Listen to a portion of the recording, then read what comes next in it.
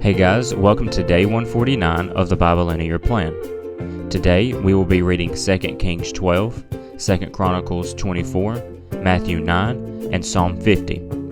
If you need to read more about this plan, visit the High Quality Gospel website with a link in the description of the episode and the podcast. Please leave a like and follow the podcast to stay up to date with new episodes.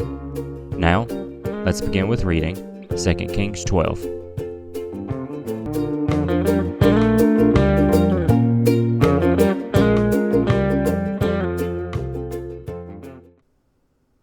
In the 7th year of Jehu, Joash became king and reigned 40 years in Jerusalem. His mother's name was Zibiah. She was from Beersheba. Throughout the time the priest Jehoiada instructed him, Joash did what was right in the Lord's sight. Yet the high places were not taken away. The people continued sacrificing and burning incense on the high places. Then Joash said to the priests, "All the dedicated silver throughout the Lord's temple, census silver, silver from vows, and all silver voluntarily given for the Lord's temple, each priest is to take it from its assessor and repair whatever damage is found in the temple." But by the 23rd year of the reign of King Joash, the priests had not repaired the damage to the temple. So King Joash called the priest Jehoiada and the other priests and asked, "Why haven't you repaired the temple's damage? Since you haven't, don't take any silver from your assessors. Instead, hand it over for the repair of the temple." So the priests agreed that they would receive no silver from the people and would not be the ones to repair the temple's damage. Then the priest Jehoiada took a chest, bore a hole in its lid, and set it aside the altar on the right side as one enters the Lord's temple. The priests who guarded the threshold put into the chest all the silver that was brought to the Lord's temple. Whenever they saw there was a large amount of silver in the chest, the king's secretary and the high priest would go back up and tally the silver found in the Lord's temple. Then they would give the weighed silver to those doing the work, those who oversaw the Lord's temple. They in turn would pay it out to those working on the Lord's temple, the carpenters, the builders, and the masons, and the stonecutters, and use it to buy timber and quarried stone to repair the damage to the Lord's temple, for all the expenses for the temple repairs. However, no silver bowls, wick trimmers, sprinkling basins, trumpets, or any articles of gold or silver were made for the Lord's temple from the contributions brought to the Lord's temple. Instead, it was given to those doing the work, and they repaired the Lord's temple with it. No accounting was required from the men who received the silver to pay those doing the work, since they worked with integrity. The silver from the guilt offering and the sin offering was not brought to the Lord's temple, since it belonged to the priests. At that time, King Hazael of Aram marched up and fought against Gath and captured it. Then he planned to attack Jerusalem. So King Joash of Judah took all the items consecrated by himself and by his ancestors, Judah's kings Jehoshaphat, Jehoram, and Ahaziah, as well as all the gold found in the treasuries of the Lord's temple and in the king's palace, and he sent them to King Hazael of Aram. Then Hazael withdrew from Jerusalem. The rest of the events of Joash's reign, along with all his accomplishments, are written in the historical record of Judah's kings. Joash's servants conspired against him and attacked him at Beth Millo, on the road that goes down to Silah. It was his servants Jozabad, son of Shemeith, and Jehozabad, son of Shomer, who attacked him. He died, and they buried him with his ancestors in the city of David, and his son Amaziah became king in his place. Now we read 2 Chronicles 24. Joash was 7 years old when he became king, and he reigned 40 years in Jerusalem. His mother's name was Zibiah. She was from Beersheba. Throughout the time of the priest Jehoiada, Joash did what was right in the Lord's sight. Jehoiada acquired 2 wives for him, and he was the father of sons and daughters. Afterwards, Joash took it to heart to renovate the Lord's temple, so he gathered the priests and Levites and said, "Go out to the cities of Judah and collect silver from all Israel to repair the temple of your God as needed year by year, and do it quickly." However, the Levites did not hurry. So the king called Jehoiada the high priest and said, "Why haven't you required the Levites to bring from Judah and Jerusalem the tax imposed by the Lord's servant Moses in the assembly of Israel for the tent of the testimony? For the sons of that wicked Athaliah broke into the Lord's temple, and even used the sacred things of the Lord's temple for the Baals. At the king's command, a chest was made and placed outside the gate of the Lord's temple. Then a proclamation was issued in Judah and Jerusalem that the tax God's servant Moses imposed on Israel in the wilderness be brought to the Lord. All the leaders and all the people rejoiced, brought the tax, and put it in the chest until it was full.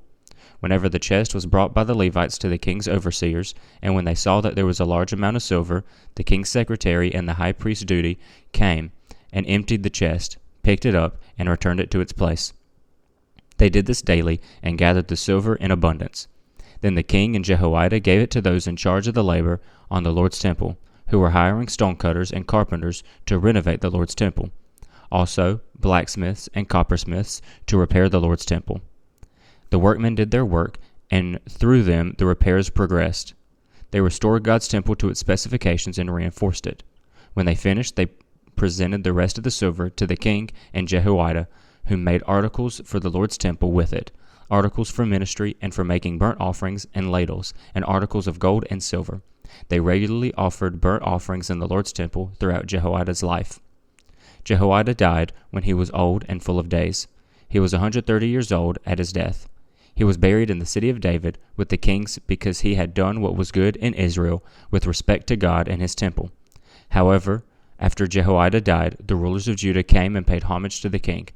Then the king listened to him, and they abandoned the temple of the Lord, the God of their ancestors, and served the Asherah poles and the idols. So there was wrath against Judah and Jerusalem for the guilt of theirs. Nevertheless, he sent them prophets to bring them back to the Lord.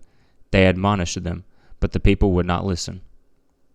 The Spirit of God enveloped Zechariah, son of Jehoiada the priest. He stood above the people and said to them, "This is what God says. Why are you transgressing the Lord's commands, so that you do not prosper? Because you have abandoned the Lord, he has abandoned you." But they conspired against him and stoned him at the king's command in the courtyard of the Lord's temple. King Joash didn't remember the kindness that Zechariah's father Jehoiada had extended to him, but killed his son. While he was dying, he said, "May the Lord see and demand an account." At the turn of the year, an Aramean army attacked Joash. They entered Judah and Jerusalem and destroyed all the leaders of the people among them and sent all the plunder to the king of Damascus. Although the Aramean army came only with a few men, the Lord handed over a vast army to them because the people of Judah had abandoned the Lord, the God of their ancestors. So they executed judgment on Joash. When the Arameans saw that Joash had many wounds, they left him. His servants conspired against him and killed him on his bed, because he had shed the blood of the sons of the priest Jehoiada. So he died, and they buried him in the city of David, but they did not bury him in the tombs of the kings. Those who conspired against him were Zabad, son of the Ammonite woman Shemeath, and Jehozabad, son of the Moabite woman Shimrith. The accounts concerning his sons, the many divine pronouncements about him, and the restoration of God's temple are recorded in the writing of the book of the Kings. His son Amaziah became king in his place. Now we read Matthew 9. So he got into a boat, crossed over, and came to his own town. Just then some men brought to him a paralytic lying on a stretcher. Seeing their faith, Jesus told the paralytic, "Have courage, son, your sins are forgiven." At this, some of the scribes said to themselves, "He's blaspheming." Perceiving their thoughts, Jesus said, "Why are you thinking evil things in your hearts? For which is easier to say, 'Your sins are forgiven,' or to say, 'Get up and walk'? But so that you may know that the Son of Man has authority on earth to forgive sins." Then he told the paralytic, "Get up, take your stretcher, and go home." So he got up and went home. When the crowd saw this, they were awestruck and gave glory to God, who had given such authority to men. As Jesus went on from there, he saw a man named Matthew sitting at the tax office, and he said to him, "Follow me." And he got up and followed him. While he was reclining at the table at his house, many tax collectors and sinners came to eat with Jesus and his disciples.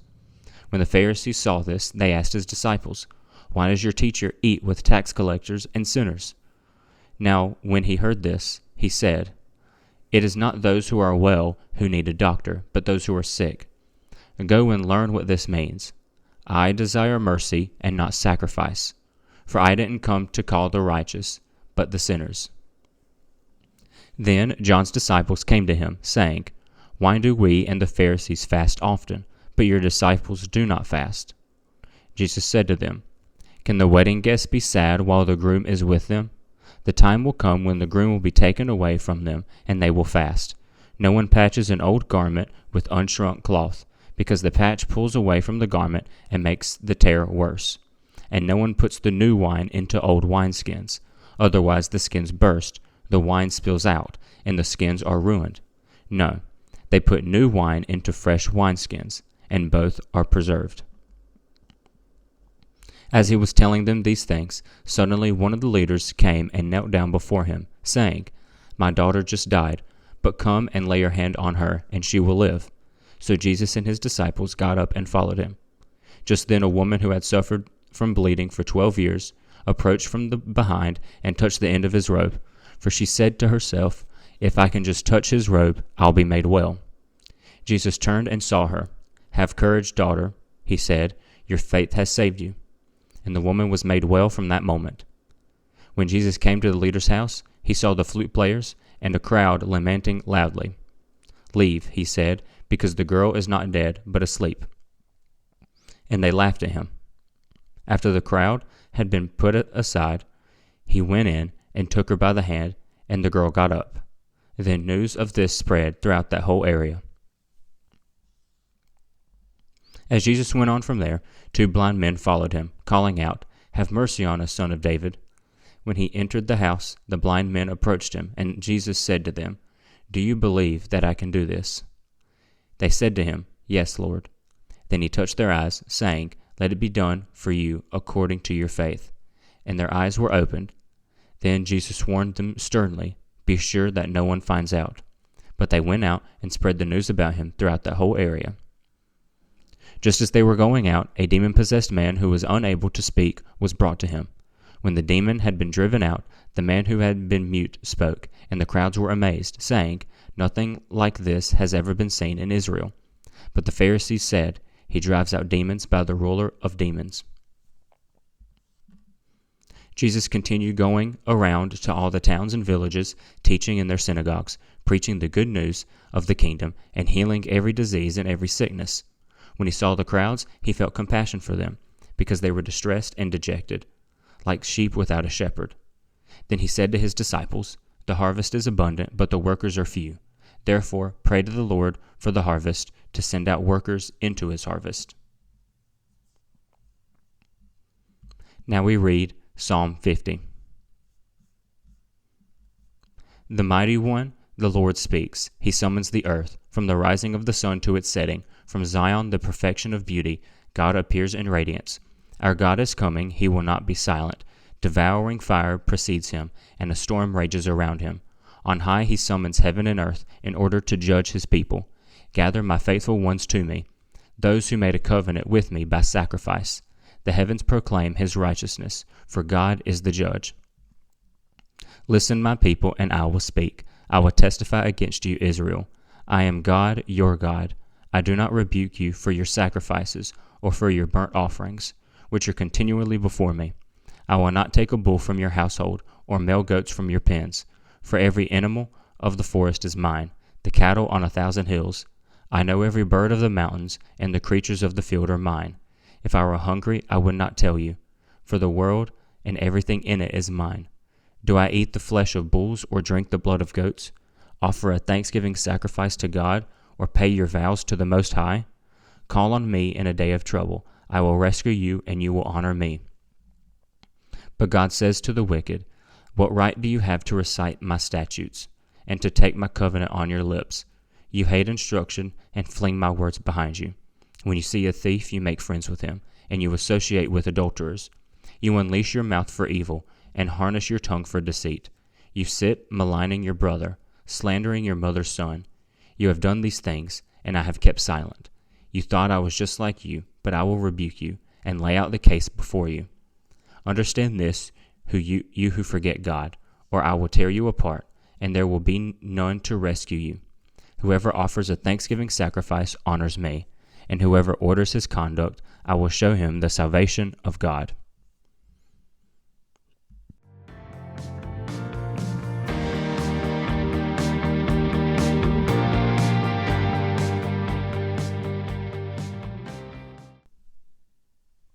On day 148, we read of Jehu becoming king, and in Matthew, we saw Jesus heal and display his authority. Today, in 2 Kings, we see Jehu's son Joash, and we see the events of Joash while he was king. Joash began to do what was right in the Lord's sight. He also followed in his father's footsteps and did not take away the high places, and people continued to do so sinfully. However, that's something many of the kings of Judah have done. But either way, Joash desired to repair the temple, as there was some damage to it from time and possibly some battle. So, Joash told the priests to fix it. He told them to take the silver and make the repairs themselves, because the king shouldn't have to be involved. The king shouldn't be involved, because the priests maintain the temple. They do all of the work when it comes to the temple. Well, they didn't do it. They took too long. They delayed, even though they had the money, even though they had the work. And so, Joash took a little more charge to it, became a little more demanding, and Jehoiada also was more demanding and took a little more authority. And so he took a chest, put a hole in it, and that's where they put the money, kept guard, and built a collection of silver. And so some silver was set aside for the construction, and other specific silver outlined in the law stayed with the priest. That was to be untouched, and it would only belonged to the priest.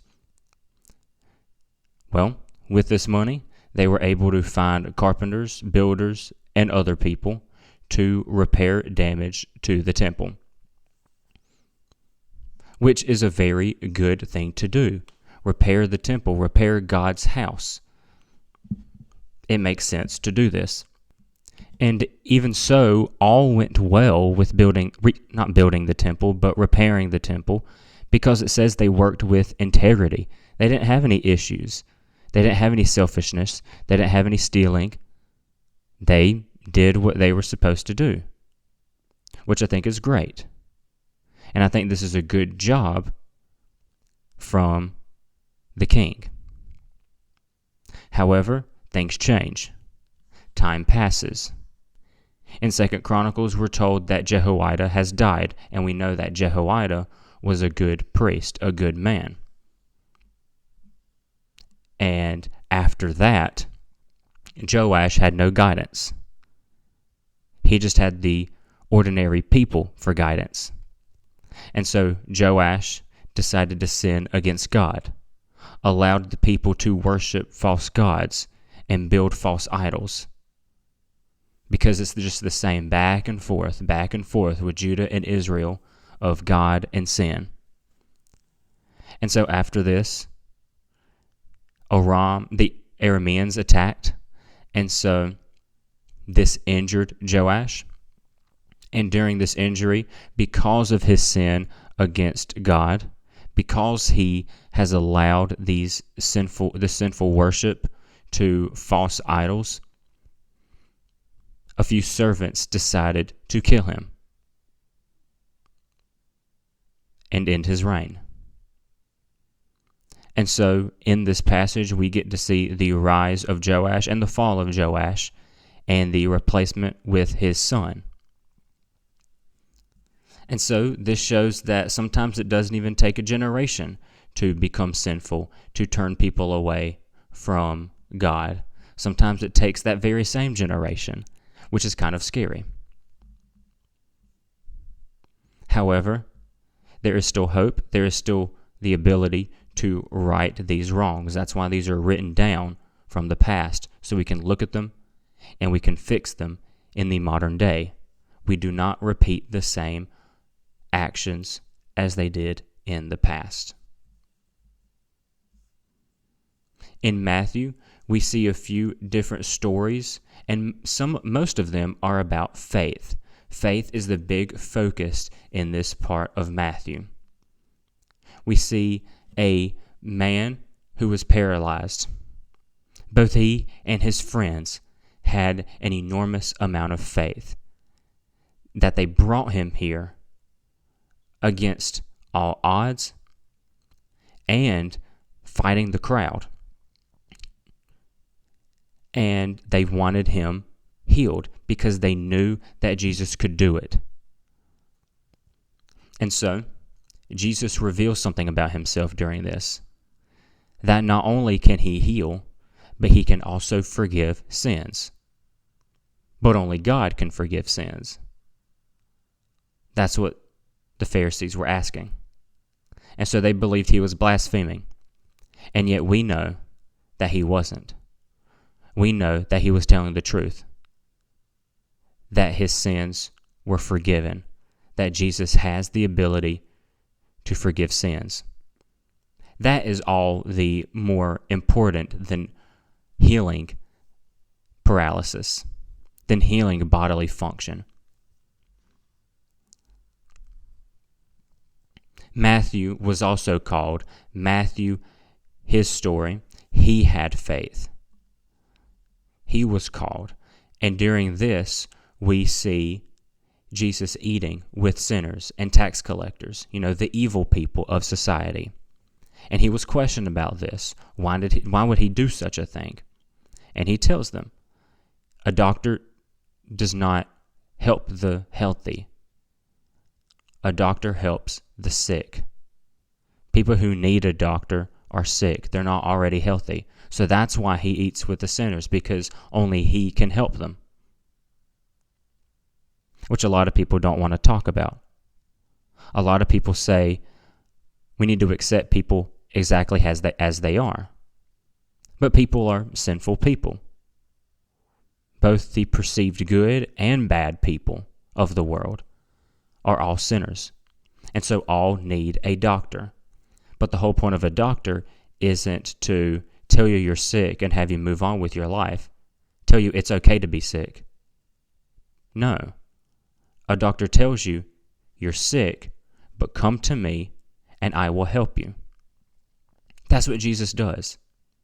He accepts you as your sick self, but then desires to heal you. That's what people forget about Christianity. That's what people forget about Jesus, that he wants to heal you from your sin.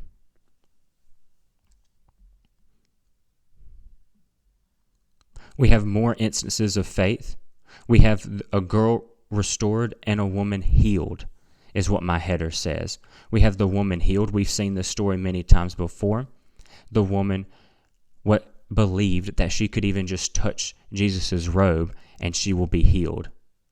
And we know in other Gospels this was a very shamed woman. She has been pushed away from society for a good chunk of her life. And it was not appropriate of her to do this. However, she did it because she had faith in Jesus and his authority, his ability. And guess what? She was right. And Jesus welcomed her and said, your faith has saved you. We have a religious leader. His faith was so powerful that it made Jesus come to his dead daughter. His daughter was dead, and Jesus rose her. We have the blind.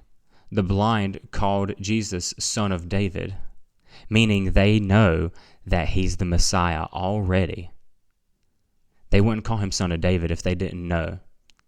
So they know he's the Messiah. And he asked, do you believe that I can do this? And they say yes. They have faith that he can do this. And so he says, let it be done according to your faith. It is because of all these people's faith that they were healed. And so this can happen to us as well. It's because of our faith that we can be healed. It's because of our faith that our sins can be taken away by Christ. It is by our faith that all this can happen. By faith alone. There's nothing that we can do for Jesus. There's nothing that we can do to earn it, because we can't earn it. We are the sick. And that's why Jesus says at the beginning, he quotes, "I desire mercy and not sacrifice." The fact that it's faith alone is a mercy. Because if we were able to earn our salvation, we wouldn't be able to earn it. It would be impossible. But because Christ is merciful, that faith alone is enough to save us, is enough to heal us. And that's what we can take from this chapter in Matthew. Lastly, in Psalm, we see a psalm about God being a judge. And we've talked about this many, many times, and how in the Old Testament a lot of focus is on God's judgment, but there's also God's love in the Old Testament as well.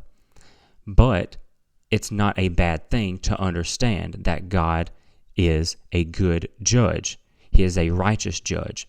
And this psalm tells us, he tells us about his judgment when it comes to the righteous and when it comes to the wicked.